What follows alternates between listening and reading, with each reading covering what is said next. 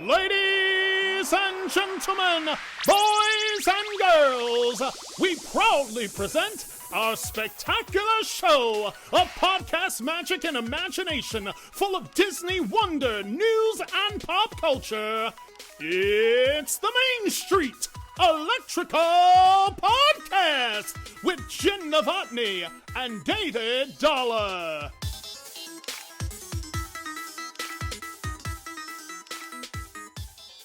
Hey, Jen. Hey, Dave. It's the Main Street Electrical Podcast. So my question, Jen, is this. Are you ready to begin? Let your heart beat faster. I love that song so much. I was thinking about that song earlier, and it's like the Wishes song is fun, but it's very I do and enjoy it's like Wish it, and I feel like you have to get in a mood for that kind of music, and there are other songs that are fine and like more of countrified, more of a harder, whatever, but Happily Ever After is such a good pop song. That song was like amazing, right in the middle, and it just works on every level, and it's just like. There's never a time I hear the song that I'm like sad. I'm like, woo, yeah. No, exactly. I have come in before with my wife sitting in her desk in the little office here in the living room, and that song playing on her computer, and I'm like, any reason? Yeah, I just wanted to hear it. Actually, this is like a third time in a row I've listened to it. I mean, it's. Well, I mean, and so You Are the Magic is fine too. That song. Oh no, it's a really good song. I do enjoy that song. I don't know any other words to that than "You Are the Magic." That's all I know. I mean, and I had to think about that. I'm like, how does that song go again? Happily Ever After. It is grounded in the head. Oh, it is so great. Good. We'll get to all that though, because we've got so much to talk about. Any topics we had, any top fives we had, just shoved off the table after yesterday, because I'm like, Jen, we're gonna talk news and headlines. It's all we're gonna talk today, and you're like, yeah, pretty much that's all we need to talk about. Yeah, let's talk about. But first, Jen, how did you Disney this week? And you can't say I've been booking promos. You can't say that because we'll get to those. Well, okay, I'm wearing my Marvel shirt. Does that count? I see that. Okay, so I'm wearing a Marvel shirt. Aside from that, I also did book. I booked something for myself. Hang on. Yes, I organized something for myself for later this year. I already have like 4 trips in progress. So of course you did. It was right for one of them. It was flights. Yes, it was flights. Mm-hmm. I booked my flights. Nice. That's what it was. So I mean, that's something. Have you watched any Marvel movies lately, though? Has that like any movies lately? That's gonna be. I think you should just say like any movies lately. Any movies, like lately. Period. Like aside from Elf at Christmas, no. Mm-hmm.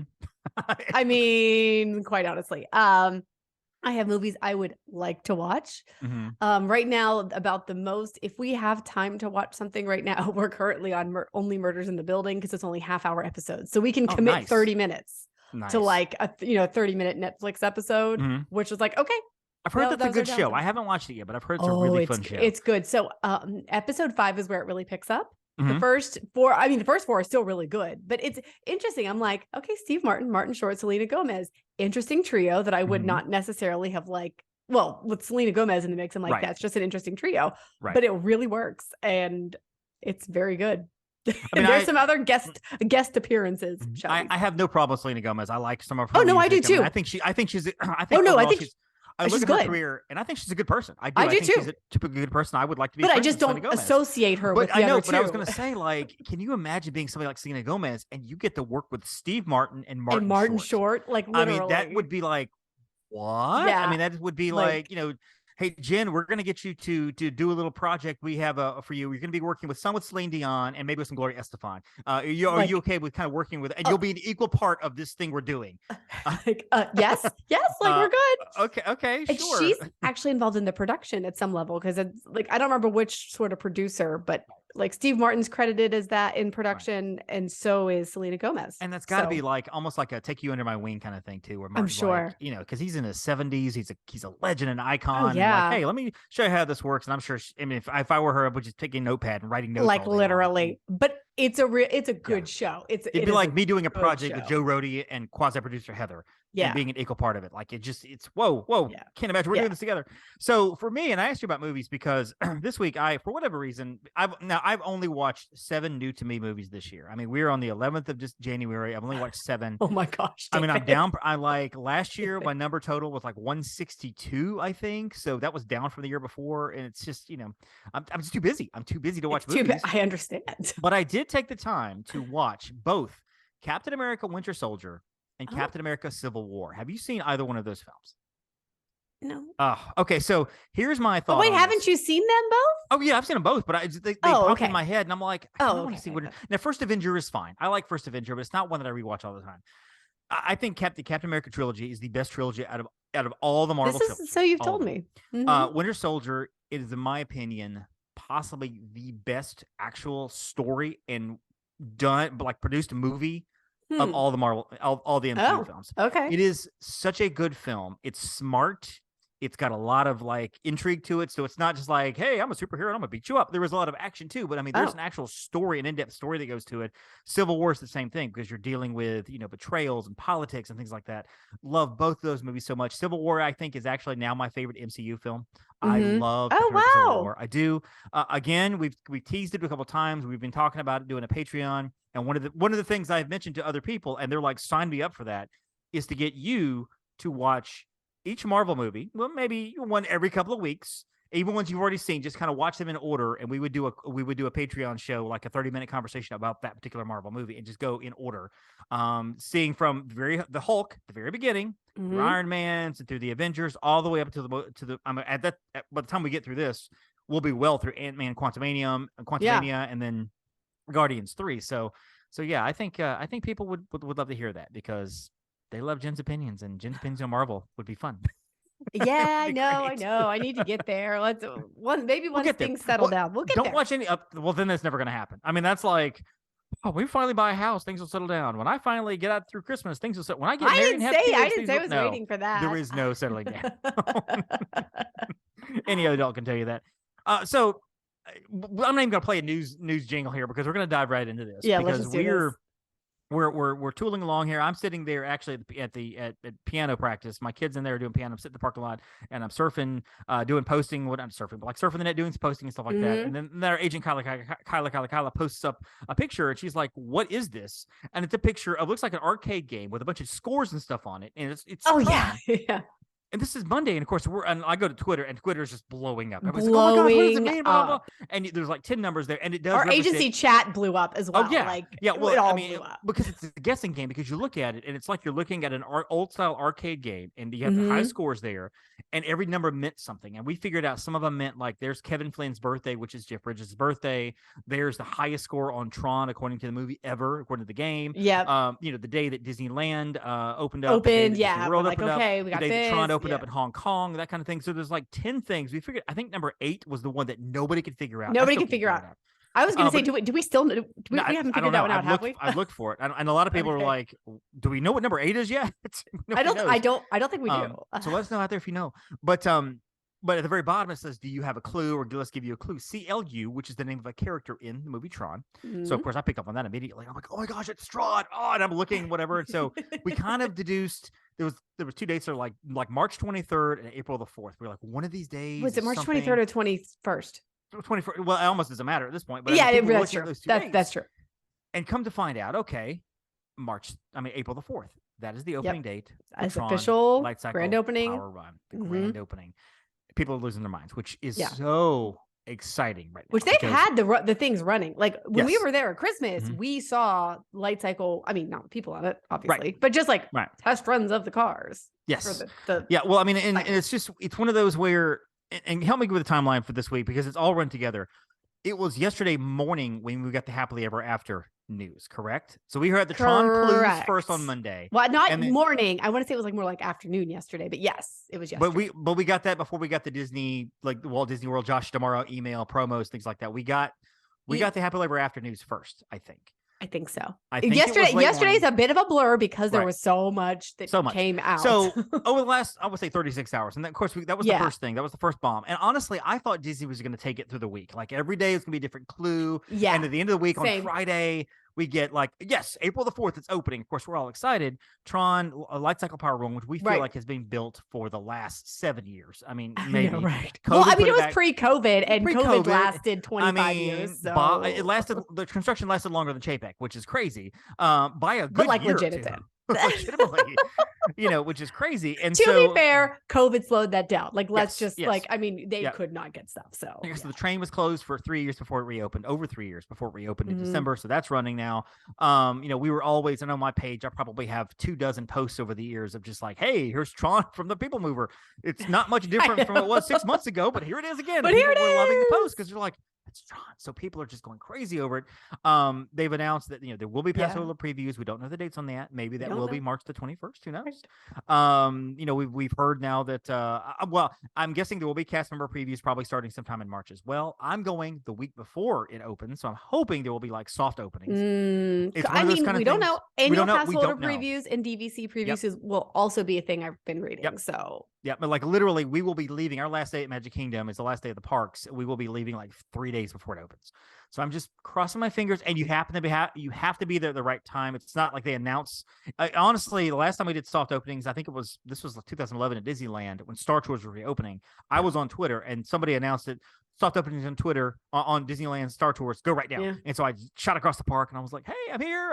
Literally, like we did that for a Flight of Passage, like because I had been down for the media preview and then there was like a day in between or something and we're like, oh, it's open, like we ran and then we missed it, but it's okay. For that soft opening, we caught the soft opening for Seven Dwarfs Mine Train though. Nice. I have Star Tours is really the only soft opening I've really ever caught. And so I'm hoping to cross my fingers. Maybe. Obviously, it's going to be virtual. They've already announced that. I just think right now we should just put out there that we volunteer as tribute. Like if you need human test subjects.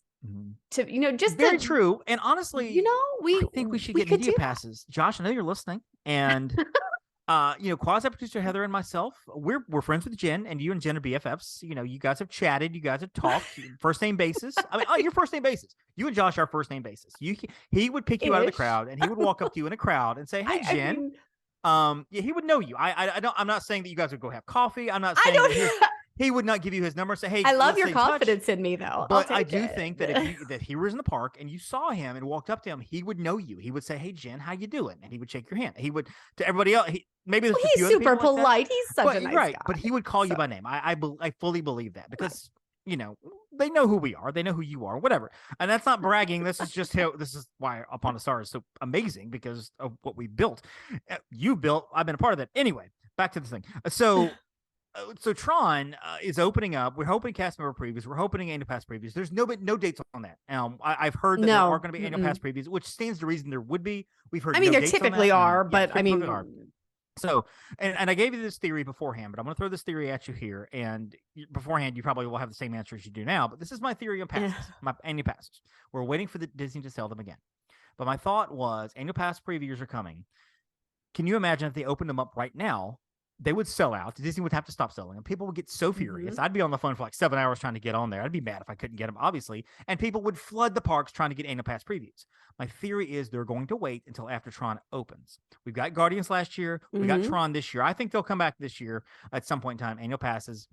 With Moana attraction in the fall, I feel like that's too long to wait. If they wait till then I don't know when they're coming back, honestly. But if they are coming back at all, but I feel like they will come back sometime this year after Tron, because they can't sell them right now because there will be a mass of people trying to hit those annual pass previews with their brand new annual passes, and the systems, because Disney tech, the systems will crash. People will get upset. The PR that they're building, which is good vibes, will suddenly take a hit because people are upset about annual passes. I think they're going to wait. That's my theory. Maybe springtime, maybe even summertime they come back, maybe even late summer. I don't know, but I think they would not do this before the Tron annual pass preview. I'm guessing your thoughts are the same as before. My thoughts is what I said before, which is that's as plausible a theory as any other that I've heard. I mean, I do think too that right now, like as they're sort of transitioning back, and it's some of this is going to have to do with the news that we're going to be talking about, I'm sure, here, like probably next, about annual pass holder things. I think as they make some adjustments to current requirements to become less restrictive, I think that opens up the possibility for more annual pass sales. You know what I mean? Yep. So I it's not like before. We still do have some recovery, like as a whole, like travel, like is still recovering from COVID. I mean, it's come back a lot. I mean, it's come a long way. Yeah. But I believe even forecasting, back in 2020, which, that's a bit of a blur, but even forecasting again was like, things aren't going to fully recover till 2023, which I remember all of us are like, what? Like, you can't even wrap your mind around that at that point, so, but it does kind of seem like that's the direction it's heading. And I want to say that like the news and announcements this week have been like mind-blowing in a good way. Not even this week. In the last 24 in the past, and that's crazy. Agreed. Like Not yesterday even at this time. Yesterday at this time, we knew nothing about what was happening with Walt Disney World, Disneyland. Nothing. What we had heard, however, and I want to say it was sometime this morning. I'll have to go look at my messages because I sent Quasi-Producer Heather a message immediately when it happened. Happily Ever After has a comeback date, April the 3rd. Yeah. That was this morning. This morning, right? No, yesterday morning is when they announced that. Yesterday morning. Yeah, yesterday morning. Happily Ever After, the much beloved fireworks show is coming back April the 3rd. Yeah. Epcot Forever is also coming back April the 3rd. So let's take these one at a time. We'll talk about Epcot first now. Epcot. We knew that HarmonioUS was temporary. Honestly, I still think that had it been a huge success and people just fell in love with it, they would have kept it. The show itself is very good. The problem is, and I think the problem a lot of people have, is the Stargate in the middle, all the clunky stuff in the middle, the sightline is ruined. It just looks so just ugly to me. Like all that stuff in the middle of the lagoon, because the lagoon is supposed really to be a water lake. feature, wasn't there? Originally? I thought there was water features, like at least. Well, I mean, like still, but not during the day. I don't really see it running. Maybe I have heard that they never worked like they were supposed to work. Oh, maybe that's why. You got Stargates and the barge tacos out there in the middle of the ocean. Because I was like, oh, well, okay, if there's a water feature, that'll look cool. But then I've just never seen the water feature running. So I didn't know. I'm like, well, did they scrap it? Like, did it just not happen? Is it not working? Like, I don't know. But and I feel like that probably would have helped. But I mean, California Adventure, you look at the lake out there and they've got everything, but it's under the water, or maybe it's kind of stuck up under the water. You see like little bitty, but it doesn't really ruin your vibe. And if you're taking pictures, a lot of times you're not pointing down at the water, you're taking pictures up, over you don't really see. You don't see a lot of that. And even with Illuminations, they moved the stuff in the afternoons, they did the show and they moved it back. And I feel like if you'd done that, maybe it's something different. HarmonioUS, I think, didn't get a fair shake only because of how just because people didn't like, because people don't like Stargate in general and just the limited visibility. But the show itself is a good show. It's a really good show and I enjoy it. Yeah. Well, you hated Illuminations, I remember, because I did not. I never hated Illuminations. On the Imagineers, you ranked it like 140th out of like all your favorite attractions. So then I was just trying to like. It was below Voyage of the Little Mermaid, by the way. Do you think, a random question out of left field, do we think Voyage of the Little Mermaid is coming back at all? I mean, I would be surprised. It's a dated show. Literally because, first of all, so we have a Little Mermaid attraction in Magic Kingdom, which we did not previously. Right. And I feel like that whole courtyard area, I mean, so we still have Launch Bay there. We have the Disney Junior, Disney play and stay. No, whatever it's called, the dance thingy. Hear the fray, whatever. The little whatever with Disney Junior characters. I don't have kids. Yes. So Disney Junior Live on stage. That's it. Yeah, that's it. We'll get the official name eventually. I just feel like that whole area, I feel like it's ripe for something new to come in. And I think it's in that maybe there's something behind the scenes that we don't know about yet, that they're like already thinking about revamping once, Epcot's done and some of this other stuff. Maybe that's coming in, but I don't know.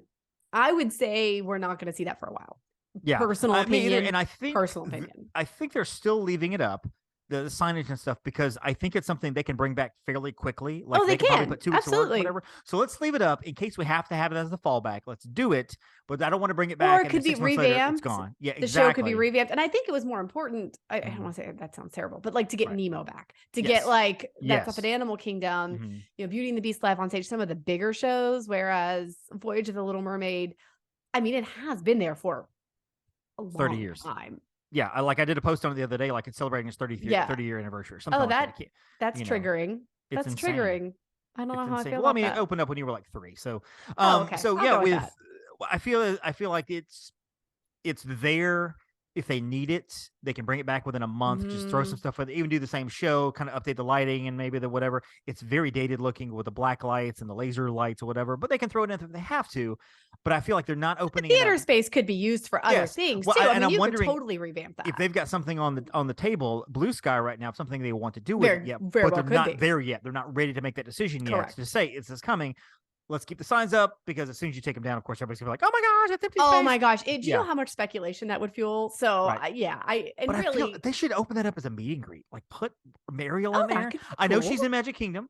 Is she even back at Magic Kingdom? Is she back yet? Is she?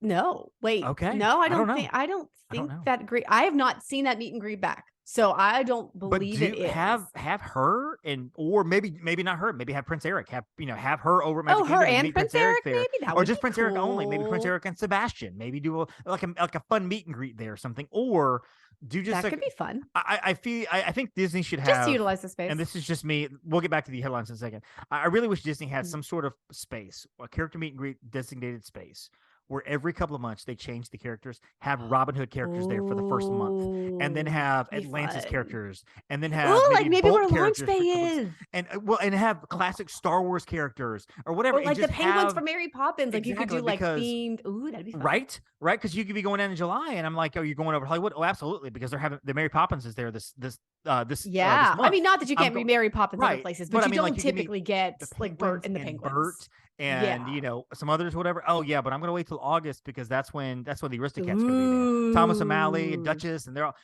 I just think that would be, people would go crazy over that. They change them every couple of weeks. Well, I think the Disney fans especially, would really, and that would be maybe a way to utilize some of that space and incorporate characters that perhaps don't have a good space right now in terms of like, they don't fit into Tomorrowland or whatever. They don't have like a designated location, or we don't have space for them there. That could sort of be a way that could be just fun. Change it up every couple of days. I mean, like you walk by one day and there's Robin and Mary, and I'm going to go back and meet Robin and Mary, and come back the next day and there's Jack and Sally. I mean, just they used to do that at Epcot back in the day, and it was near where World Showplace is, which is where they do the festivals. Just for those of you who aren't familiar with the terminology, like Festival Center recently, and then like over New Year's they have stuff and whatnot. But back leading up to there, they would, for a time, just bring out random characters, like awesome random, like people you don't typically see, and sometimes also your favorites, Mickey, Minnie, Daisy, whomever, but just kind of in that little spot. And it was sort of like a surprise and delight thing, like, oh my gosh, look, the characters are back here. And you would start to see on Twitter or social media or something like, hey, there's characters back here, and like then the lines would form. So that happened to me in Epcot. This was my one Epcot day, I think in November, when I was by myself. I was touring Epcot for the day. And I was walking around and I was meeting characters or whatever. And like in between, I want to say it's an alleyway, whatever that opening is between two pavilions. And I don't remember. It's close to the back, close to America. World Showplace. Well, I mean, but it's like an alleyway. It's not a building. No. It's the alleyway heading in, or I think it's that one. Yeah. Okay. Well, anyway, I'm walking back through there and I look around and there's a bunch of characters, and I'm like, why are there a bunch of characters over here? I'm really confused. I'm looking through here. The characters I met that day within a 20-minute span, because no lines were very long, because they brought them out literally for 20 minutes. Bigger. I met Liver Lips McGraw. I met Smee. I'm looking at the photos. I met Smee. I met Geppetto. Pinocchio was also out there. Who was also out there, and they were all separated. And the penguins from Mary Poppins were out there. They were all separated by a good 10 feet or whatever, and you just go from one to the next. And they were all just came out. Goofy was also there. I got a picture with him, and they're all just there, just taking pictures. Lines were not very long, and then the cast member came out and was like, "All right, guys, it's time to go back and get some lunch." And they all just hopped up and left. And it's like, and that's happened again because I had a client of mine, and a good friend of mine sent me pictures going, "I just found these guys in Epcot," and she's like, "There's with Marie, and there's with whoever other characters." I've gotten Baloo. And it's just crazy, just automatically there. So So anyway, that's our report of Little Mermaid and Voyage of Little Mermaid. Little rabbit trail there. Sorry. Yes, rabbit trail there, as we want to do. Happily Ever After is coming back on Yay! April the 3rd, and this is something I think people were clamoring for because they were. I think you could have left Harmonious and brought back Happily Ever After, and people would have been fine. Yeah, Epcot, totally. to finish that, Epcot Forever is coming back. That is their stopgap show until the next one's retooled. It's the Disney 100-year anniversary show. Which I feel as if they're calling it that or whatever, I feel like that's going to have to be temporary because you can't have a 100th anniversary show 8 years from now. Yeah, that's true. You probably could have gotten away with keeping Harmonious for the long haul. Yeah, but, totally. They'll do the 100th anniversary show and then something else will come along, probably more permanent, whatever. But Epcot Forever's here for now. And Epcot Forever, for people who have been around and can remember old Epcot, it's very nostalgic. It was a cute show. Yes, and I didn't get to see it. I have not seen the show. It was not there on the time I went, and I was able to get there. I'm trying to get there. I know you've seen it several times because you go every 3 weeks. Stop. Happily Ever After coming back on April the 3rd, like I've said, like over and over here, which means Enchantment goes away on the 2nd, and I think that the crowds to see that go away are going to be much smaller than the crowds that watched Wishes go away. That was huge. Oh my gosh. Enchantment is not a bad show. It's just. It felt very cobbled together and felt very like looking forward, progressive with no hint of where we are and where we came from. I know they added a Walt Disney tag to the very beginning, but that was like fan service going, fine, put a Walt Disney thing on the front. Who cares? Just stick it on there. And it's just, like people never took to the show. A year and a half later, people did not take to it grew on me a little bit, but like the storyline for Happily Ever After was like, I just felt like it was really beautifully done. And Enchantment storyline was tenuous. It was a bit more tenuous than the other ones. And I think, And I've heard it said that as Disney fans, and we are like this too, we don't like change. And when something changes, we get mad about it. And then when we get used to it, we love it. And then we get mad when it changes again. Again, Wishes with Happily Ever After. People were so mad that Wishes went away. Oh, people were ticked. What is this Happily Ever After show? What the crap? And now, all these years later, people are like, Happily Ever After is coming back. I'm so excited. Yeah, right. Right. I don't think people will have that with Enchantment because I've never met one person that's like, I love this show so much. Yes, you like Disney fireworks. Projections look cool. It just, you're right. It never really clicked. Yeah. I don't think admittedly, Disney fans are fickle, very vocal and very fickle. Yep. I mean, for sure about stuff like this. So I would agree with that. Once people like saw Happily Ever After, like they were ticked when they're like, I can't believe they're changing it. And meanwhile, Brady and I were like, I mean, it's been around a lot of years. Like it's okay that we can't just have this like 50 years from now still. So like we're good with the change.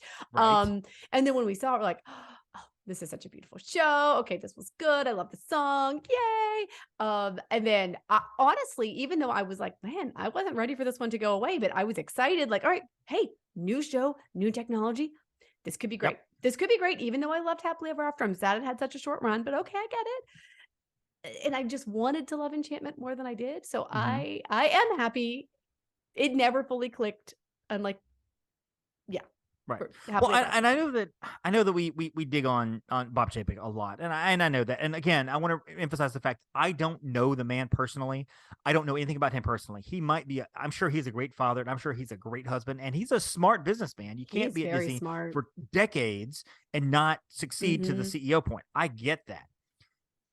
And I'm only going to say he was the wrong person to do the position he was in, but it feels like right now Disney is beginning to take heed of what the fans are saying. They're understanding a little bit, and and maybe not listening to everything. And I don't know that they're listening all the time. I don't think that Chapek did listen to the fans. He was moving forward to make as much money as possible because he's a financial guy. That's what he does. He wants to make Disney shareholders happy, but not fully understanding, or at least not caring until it came to the point where he had to pay attention to it, that the fans are going to react financially. They're going to be like, this is why the stock price is tanked. And I said for a long time that he's not going to pay attention until the stock tumbles. And when it does, that's when he's going to go, okay, wait a minute. Let's look at this now. And that's exactly what happened. I was right, because I'm always right. And so, please. Exactly. So with Chapek, I think it was none of what we're about to talk about would have happened with Chapek. I don't think so. As a matter of fact, I think it would have gotten worse with more fees and stuff. Because yesterday at this time, we Happily Ever After, we're all posting and we're all excited. This is great. Had you left it that? Perfect. So then we get an email from Josh tomorrow. We're happy, but then we get to be Happily Ever After. We get an email from Josh tomorrow.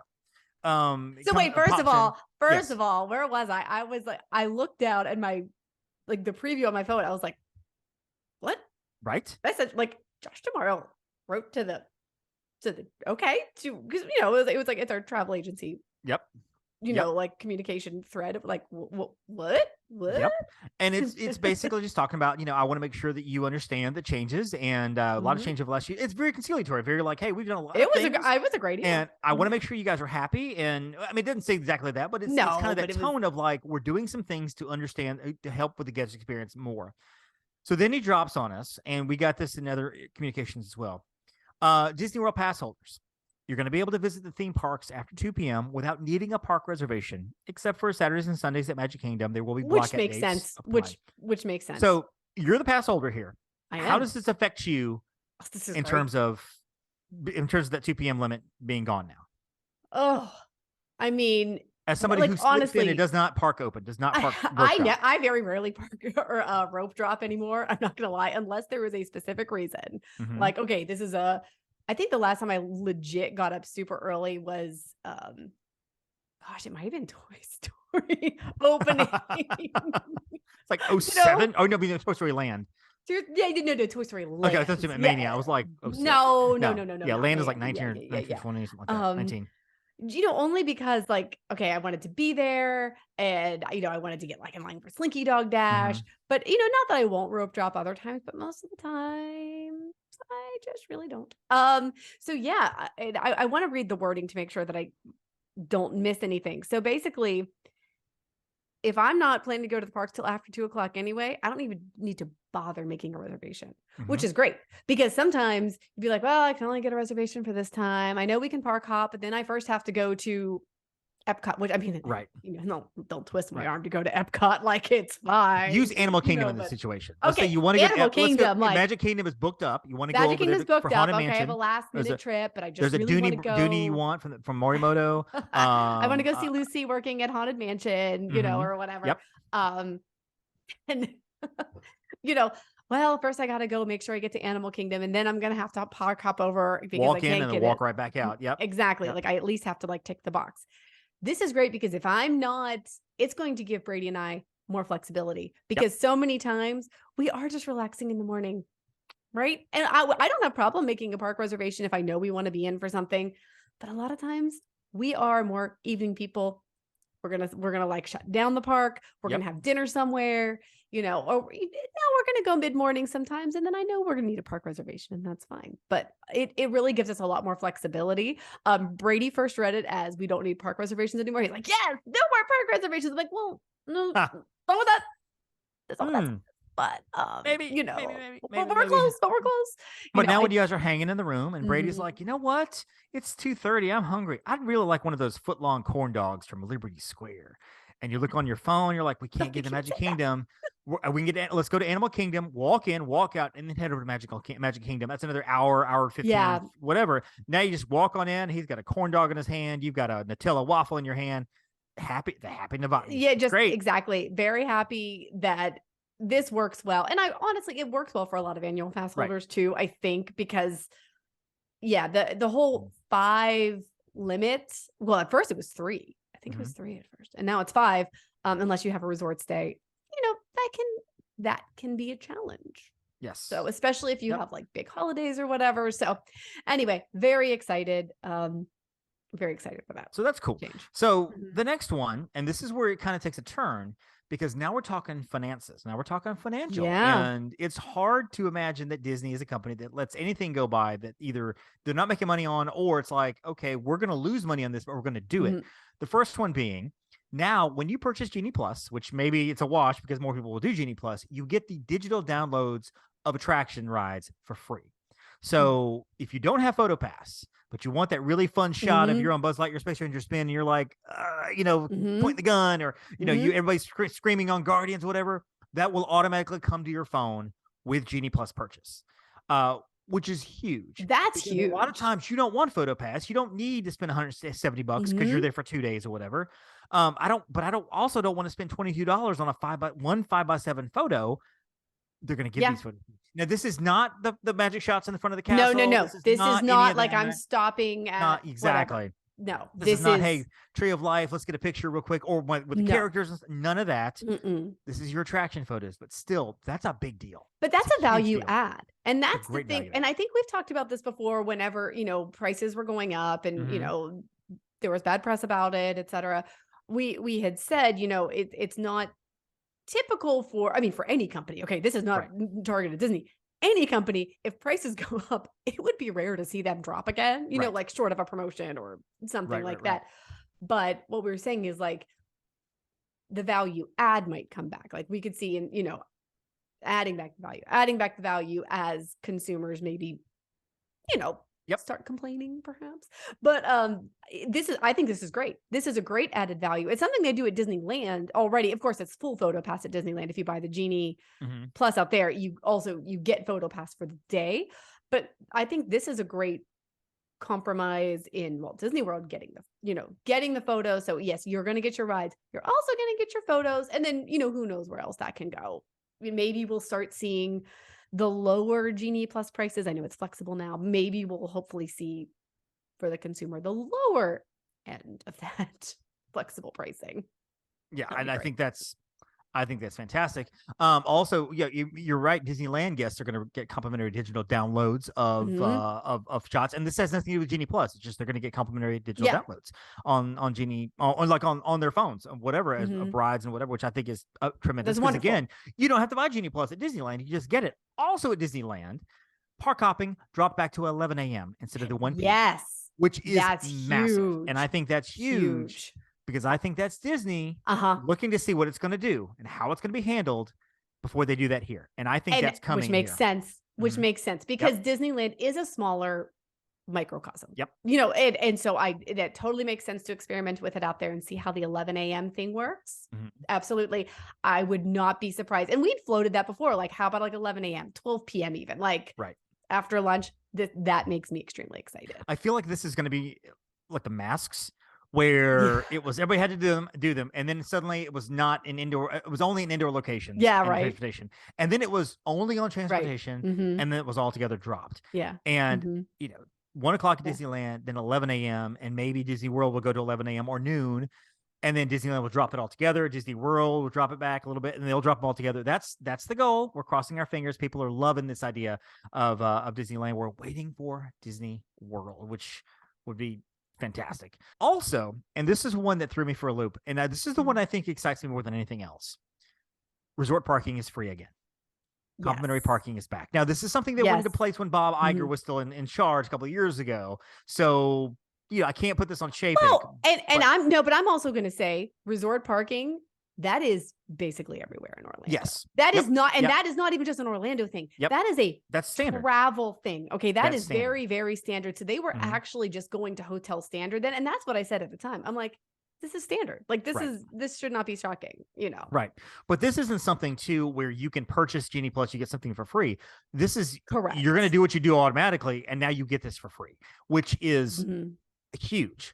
Bob Iger has already stated before when he was coming back, he thought that Disney World prices were too high, the tickets rose too fast, too soon. So that was one of his things with Chapek. Yeah, that was one of his things. And if a theory, again, just an opinion, if Chapek's still in charge, I think we get resort fees and the parking. I think that would be coming down the line at some point. Like every resort would be charging a resort fee for your housekeeping and like most hotels do. They'll, you go to Disney Springs and stay at some of those hotels, and they'll charge you $10, $15 a night or more for a resort fee. Well, which again is kind of an industry standard in certain locations. But it's one of those things that was so good about Disney is like you were getting value and things like that.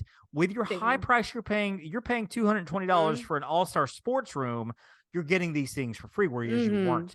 And I think that is tremendous. I think that was huge. That was probably my favorite of the announcements. And it was effective immediately. Effective immediately. Like it wasn't even like effective such and such. No. Right. I was just imagining the people that were checking out of their rooms like at noon yesterday, driving home or the airport going, what the crap, man? I just wrote a check for $148. What? Wait, wrote a check? They probably put that on their room bill, dude. Well, that too, that too. Wrote a check, kind of ubiquitous for that. But yeah, I think that I think that's I'm so excited about that, just that concept of having that for free, because it's a big deal. You know, really let me tell you what I think I'm really excited about with Yes, this. what are you excited about? These are the moves that Disney made when we're, for years and years. We've been like, man, Disney, it's about the customer experience. It's about guest services. Like they are, of course, and we all know their points, right? Like safety is number one. We all know that, right? But show is up there too. Okay.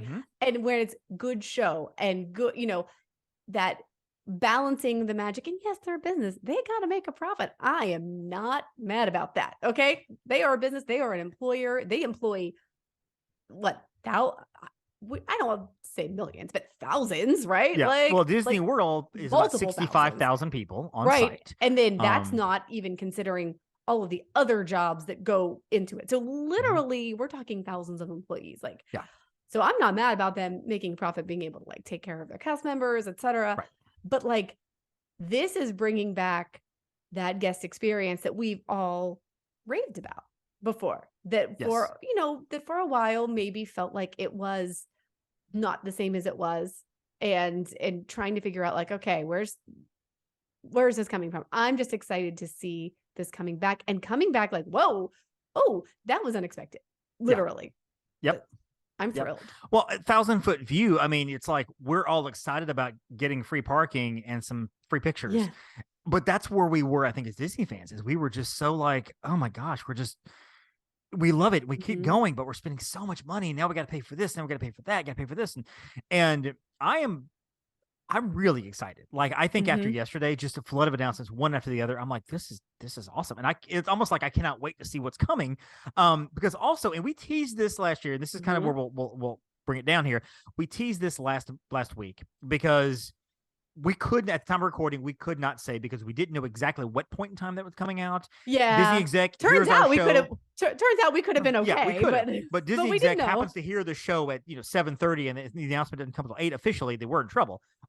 Yeah, we really we respect, I will just say as a whole, we respect whenever we are asked to not share something. We take that extremely seriously. Oh yes, definitely. So not that it might have gone out to too many people. Maybe nobody even would have listened to it before it was official. Right. But we couldn't take that chance. But we couldn't take. I mean, it was not. The blogs all had it out, so it wasn't a total secret. Yeah. So we felt confident to say like, "Hey, something's coming." But it's the dining card. Now people are asking about the dining plan. I think, again, more of my theories, which I'm usually more right than wrong. More of my theories here is that I think this is Disney floating this idea out here to see how it works, to see how it operates, see how it goes. If it's overwhelming success, this is going to be your dining plan. What it basically is when you go and you stay at a full price. By the way, that is opinion. Yes. We need to just preface that. That is opinion. Okay, that is opinion. That is not. Yes, and that's not even necessarily my opinion, but we'll see. No, we'll get to your opinion in a minute, and I'll tell you where you're wrong. And so, the way it works is simply is if you stay in a non-discounted room at any of the resorts over the course of the summer, and it starts in June, goes all the way through September 14th, I believe. Based on when you stay, and there are two pricing tiers.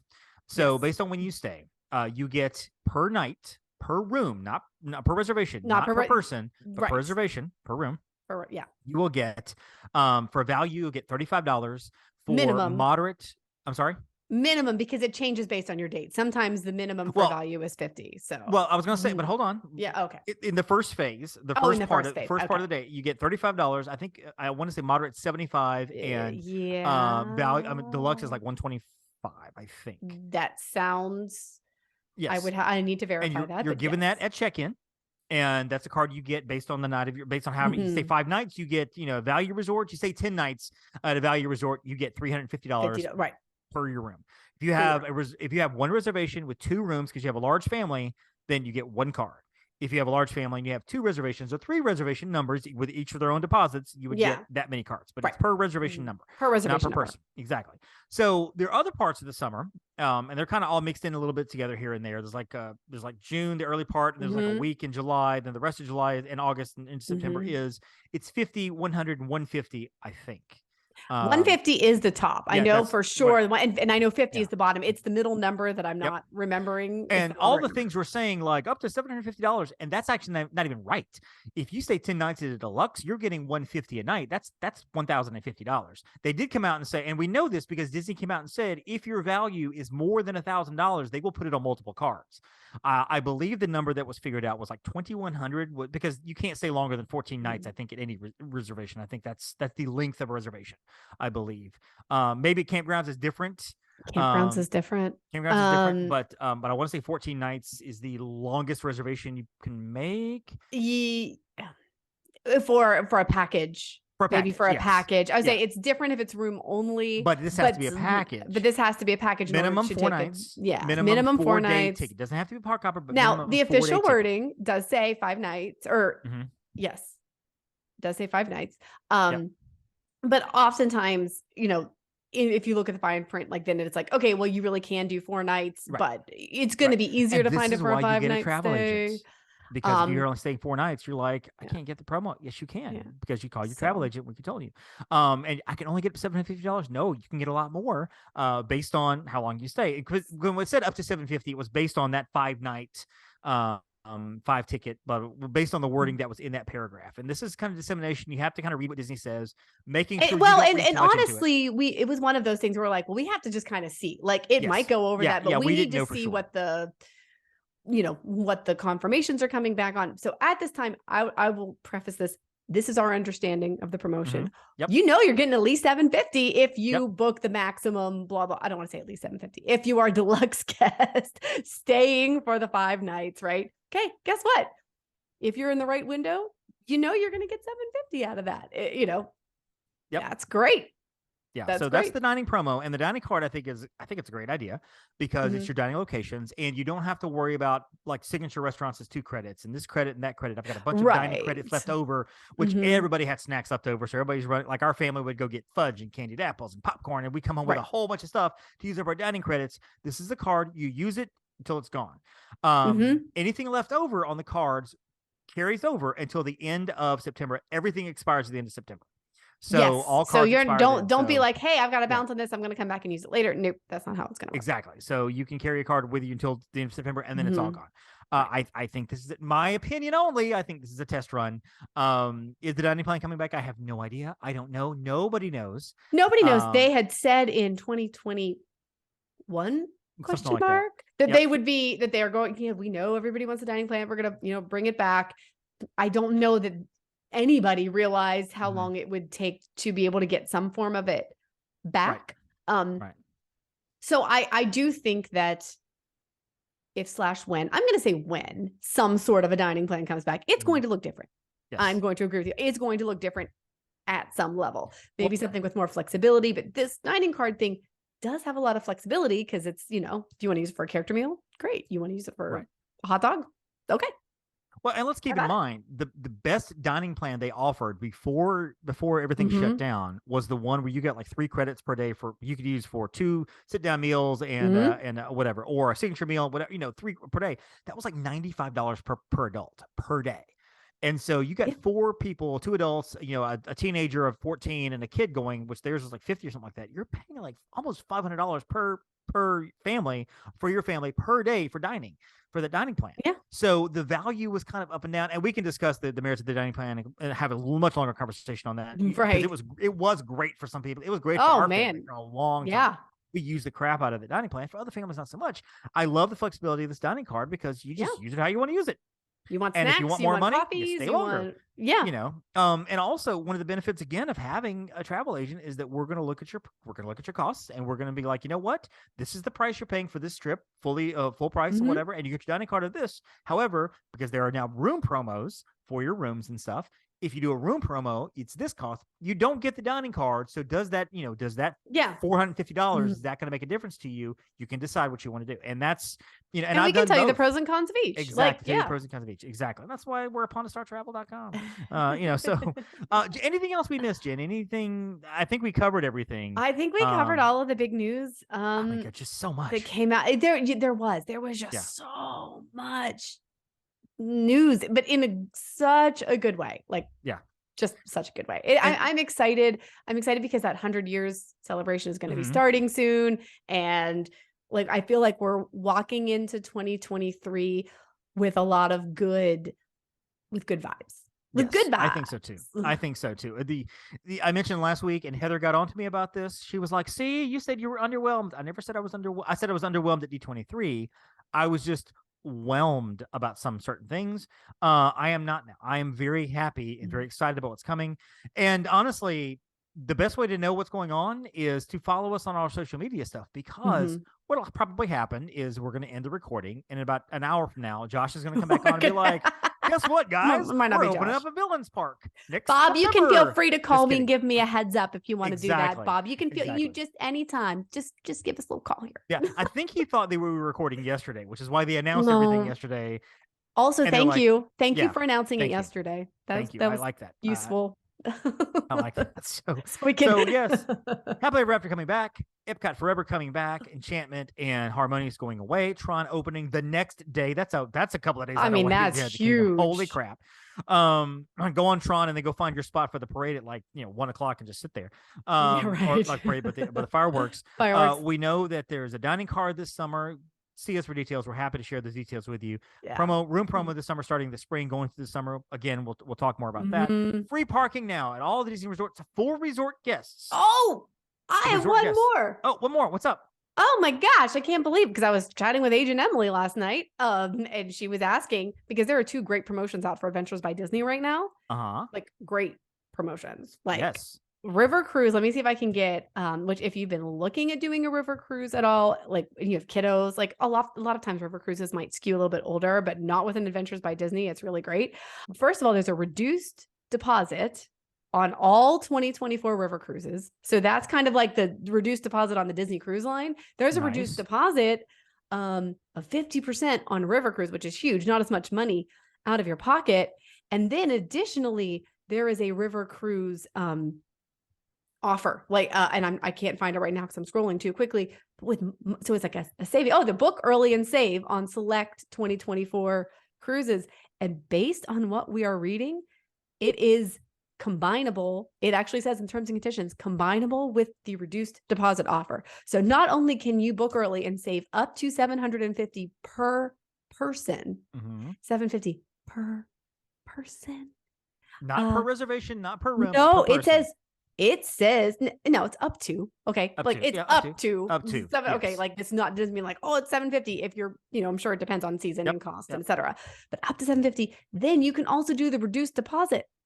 Like, holy jeez. Yeah. Like, wow. Like that's a lot. A river cruise? I have. I did the Rhine River River Cruise really soon, because I would love to hear about river cruises. Because it is amazing. I can't remember if we talked about it. Yeah, we did the Rhine River Cruise in 2019 before the world shut down. Nice. And with Adventures by Disney and Alma Waterways. So yeah, we should chat about it. We should definitely chat about that. Of course, I've got the Wish coming up in a couple of weeks, so you can follow me on the Magic on a Dollar on Instagram and Magic on a Dollar on Disney on a Dollar on Facebook. A lot of information going up there. As soon as I can get some information and confirm it, I don't post anything that either is A, not completely confirmed by Disney, or that I know for a fact this is happening.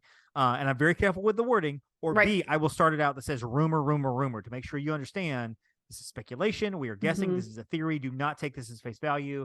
I'm just throwing it out there. Let's discuss that kind of thing. So you can trust me whenever I put stuff out there, because this whole dining thing, people were texting me about it like the day before, going, dining, what's happening? Have you not posted about it? I'm like, I'm not posting about this until I'm given the official word. Until we see all of the even though everybody in the world's posting about it, like, confirmed, this is what's happening. I'm like, if I don't want, Chuck and Larry in the office at Disney scrolling through social media stuff going, hey, this guy here posted this. Hey, flag this guy. Okay, can I just tell you like how much I would laugh if there actually is a Chuck and Larry working in a department somewhere. Hi, Chuck and Larry, if you exist. And now introducing Chuck. Anyway, Jen, where can we follow you? Because you have trips upcoming soon. So I'm Out Upon a Star Jen. My personal Instagram is at Jen_Novotny. But of course, also check out TikTok. When those promotions went live, I did a TikTok live that evening, sort of going over them. And I'm going to try to, be good about doing that a little bit more. We do a lot of great content on there, but it's not like always lives with, you know. Right. Understand. So yeah, check it out, PawnStarTravel.com. We're going to try to get more blogs and stuff up too, I think. We're going to try to get more news and stuff like that up there as well. So it's more timely and you can go there and catch the news. And you can also go there and see reviews and things like that. Yeah, absolutely. See all our pretty faces, see Jen's pretty face and see my face too. You can also get this show on YouTube. So you can throw it up on your TV or whatever as we're chatting and talking, going back and forth. You can see me moving my arms as I'm talking, and you can see the eye rolls that Jen has half the time when I'm saying all my theories. If only I could make those audible. Right? You and my wife should talk. I'm sure she can help you with this. Oh, don't worry, we do. So guys, that's a good hour's worth of content for you right there. Hope you enjoy that conversation. Let us know what you think at Pawn Star Travel. Well, there too, but also the MSCpodcast.com. That's our website, and at Gmail is our email, and find us of course in all the places, especially Instagram and Facebook as well. So Jen, thank you so much. Thank you. I'm Dave, and hey, don't forget to thank your Phoenicians with their free dining card. Thank you for listening to the Main Street Electrical Podcast.